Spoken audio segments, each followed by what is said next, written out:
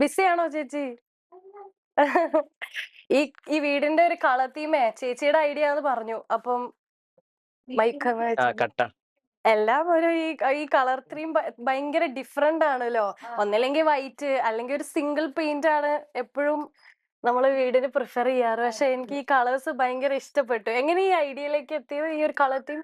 ഇത് ഇത് ആക്ച്വലി നമ്മുടെ ആക്ച്വലി ടൈല് മാത്രമേ ഉള്ളൂ എന്റെ ഒരു ഇഷ്ടം എന്ന് പറയുന്നത്. ആ. ബാക്കി മിഥുന്റെ പണ്ട് തൊട്ടുള്ള ഒരു ആഗ്രഹമായിരുന്നു ഇതുപോലൊരു വീട്. ആ. ഒരു മണ്ണിന്റെ മണം. നമ്മള് പറയില്ലേ, നമ്മുടെ ആർട്ട് ആണെങ്കിലും നമ്മുടെ വീടാണെങ്കിലും നമ്മുടെ ആർട്ട് പുറത്ത് കാണിക്കുന്നത് നമ്മുടെ സ്വഭാവം എന്ന് പറയും.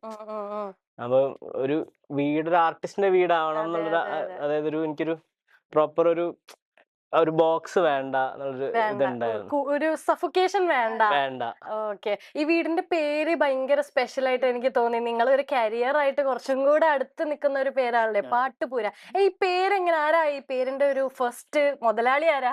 ഇല്ല, ഞങ്ങൾ രണ്ടാളും പാട്ടുകൊണ്ട് ജീവിക്കുന്നതാണ്. അപ്പൊ പാട്ടുകൊണ്ടാണ് ഈ വീട് ഉണ്ടാക്കുന്നത്. സ്വാഭാവികമായിട്ടും